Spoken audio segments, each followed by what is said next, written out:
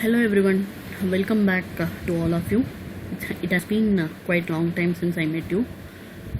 We have been looking into SSIS sessions for a while now, but this time it's not on SSIS, it's going to be on Azure Data Factory.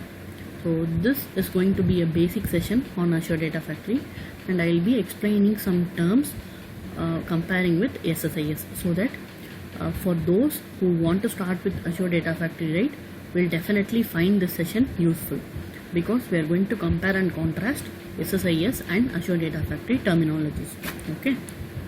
Okay, what is Azure Data Factory? Basically, it is a cloud-based integration service. We all know SSIS means SQL Server Integration Service. Azure is also an integration service, but it is cloud-based in the sense you need not install any software to work on Azure Data Factory. If you have cloud subscription, you can go and start your developing your solution. Okay, but SSIS is a tool based on-premise technology. Okay, so if you want to work on SSIS, you would have installed either BIDS, Business Intelligence Development Studio, or SQL Server Data Tools, which is SSDT, in order to work and create SSIS packages and solutions, right? But this Azure Data Factory is cloud-based integration service. It is used for orchestrating and automating data movement between source and destinations. Okay, this is also used for creating ETLs and developing ETL solutions, but you are going to work on cloud. Okay, and this is what we have to concentrate on today's session. Okay, what are the differences or compare and contrast SSIS and Azure Data Factory terminologies? Okay, whatever we have been calling as a package in SSIS, right, it's called a pipeline in Azure Data Factory. So henceforth we will not be using the term package, but we are going to use the term pipeline. Okay, similarly, in each package, right, you would have created connection managers for connecting either to files or to databases or to analysis services or any other form of data source or destination. Okay, so those connection managers are called linked service here. Linked service is nothing but you are going to give connection string here to connect to the data source. Okay, connection manager is also a place where we will be giving the connection string to connect to the data source, but the term is linked service here. Instead of connection manager, you will call it as linked service. Alright, whatever you have been calling as source in SSIS, right, it is the same source in ADF also. Okay, there is no change in the term source, but destination is called sink in Azure Data Factory. So when you are creating data flows, right, we will be calling source and destination in SSIS, but here it's going to be source and sink. Okay, and control flow task. Control flow task is the basic entity in any SSIS package for developing the data flows or ETL solutions, right? But here we don't call it as a control flow or something similar to control flow, but it's called activity. So from toolbox you will be dragging and dropping tasks in SSIS. So here you will call it as activity. Here we don't call anything as task but activity. Okay, and data flow is a data flow here. So once you are well versed with these terminologies, right, we are 10% done in Azure Data Factory. We'll be finding it very easy to learn the concepts in Azure Data Factory. You just keep these comparison in mind, so that whenever I'm going to take you through the portal, right, you will find it easier. Okay, fine. So why Azure Data Factory? When we have been comfortable with Microsoft SSIS, right, why we have to move to Microsoft Azure? What's the reason? The primary reason is no code or maintenance required to build hybrid ETL and ELT pipelines within the Data Factory visual environment. Okay, which means in SSIS also you can tell, like, I have been building multiple SSIS solutions without much code. I would have dragged and dropped tasks and I would have configured it to make it work. Okay, occasionally I would have developed some scripts based on C# or VB in script task. Okay, Azure Data Factory is also similar to SSIS in that aspect. We don't write much code. We write simple expressions here to make things work. We are not going to write pages of codes. Okay, so in that aspect, SSIS and Azure Data Factory, they both are similar. We don't write much code. In SSIS, you would have dragged and dropped tasks to configure. Here, we will use activities to build our solutions based on simple expressions. Okay, that is one thing. Second, fully managed serverless cloud data integration tool. This is very important when we compare SSIS and Azure Data Factory. Okay, as I mentioned in the beginning of this video, if you want to work in SSIS, right, you have to install SQL Server Management Studio or SQL Server Data Tools or bits, anything that is related to SQL. Okay, you have to install it and you have to take care of the versions, migrations, and security patches update. Anything related to the server software, you have to do it. Okay, but Azure Data Factory is a serverless, which means you don't have to have a server. In SSIS, you have to buy a server, you have to install software, you have to manage the software and server.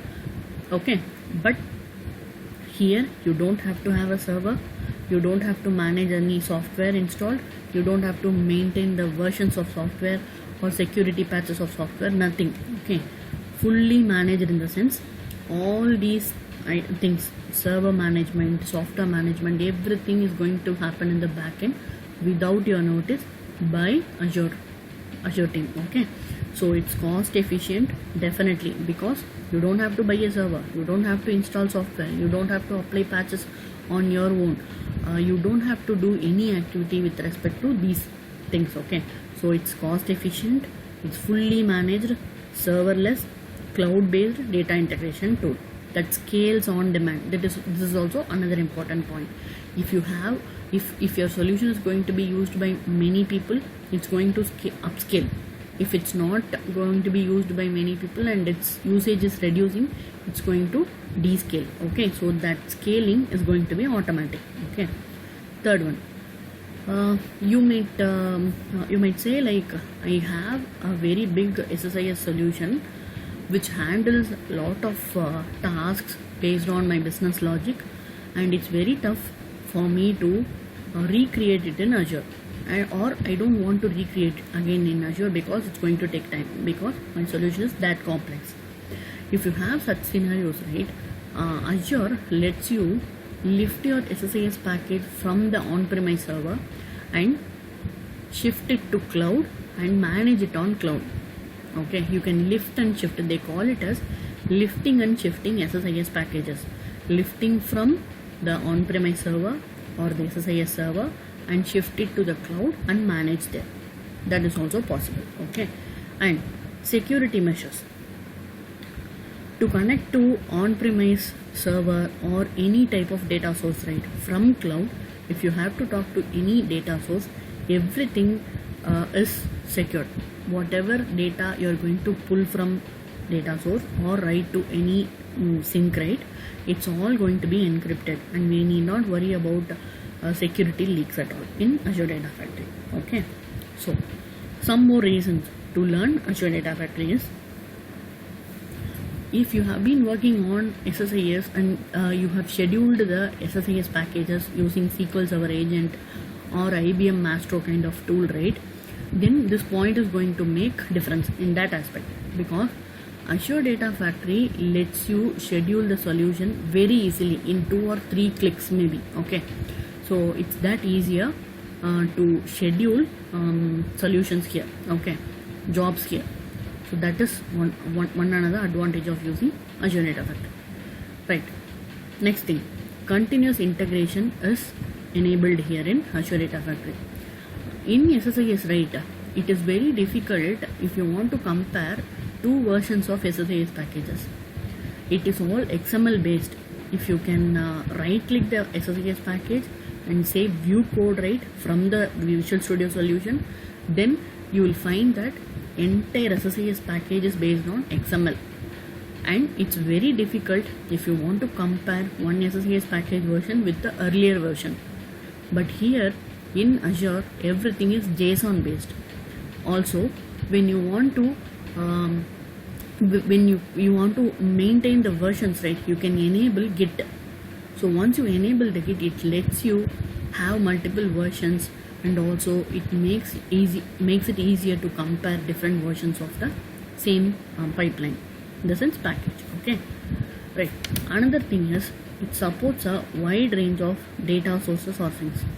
As of today, right, almost 80 to 85 different types of data sources are supported in Azure Data Factory. For example, DB2, Apache Impala, Amazon S3 Cloud. These S3 Cloud and all is very new, right? New kind of data source. It is all supported by Azure Data Factory. Apart from the newly built services, right, it also provides support for traditional data sources, in the sense Access, DB2, Oracle, ODBC, OLEDB, SQL Server, all these are also supported. Okay, close to 80 to 85 data sources are supported by Azure Data Factory. Alright, okay, so this slide will make something important very clear. Okay, if you want to work on Azure Data Factory, you have to understand these terminologies and connection between these terminologies. Okay, so the basic entity is pipeline. It's nothing but a package in SSIS. Okay, so what is a pipeline? It is a collection of activities. In SSIS, you will call package is a collection of tasks, right? Similarly, here pipeline is a grouping of activities. Okay, so each activity is going to either consume or produce a data set. You can imagine a data set is a sample data present in any data source. For example, you will have a database, you will have a table will have set of data. So every activity or task for your reference, right? So this is going to either produce some data or it's going to consume some data. Okay, so data set is a representation of data present in your table. It's not, it might not be the whole data present in the table. It's the representation of data present in your database or table. Okay, so every pipeline has many activities, and each activity either produces a data set or consumes a data set. And what is a data set? It is a representation of data stored in a linked service. Linked service is nothing but it is a connection string. It's not the actual connection at all. It provides you the connection string to connect to the data store. Okay, so data set points to data stored in linked service. Okay, and each linked service, it doesn't run on its own. It needs something called integration runtime. It has to run on integration runtime. So we say linked service consumes integration runtime. Okay, also activities, for example data flow activity you might have in Azure Data Factory for moving data between different data stores, right? So those kind of data movements, right, that actually happens on integration runtime. What is an integration runtime? It is a compute infrastructure where all the jobs or activities are running. It is an infrastructure where your activity is going to run. Okay, so this flow, if it's clear for you, then it will be helping you to understand the concepts much more easier. Okay, alright, so I'll just take you through the Azure portal today in this session. Okay, so I have just created a free subscription using my personal mail ID in Azure portal so that I can view the services present in Azure portal. Okay, portal.azure.com takes you to the portal where you will be seeing all the services. Okay, so here what we will be concentrating on from next session is on the data factory. We will be creating data factories, we will be creating pipelines will be having activities, and we are going to run it, schedule it, we are going to do all these stuff in the next session.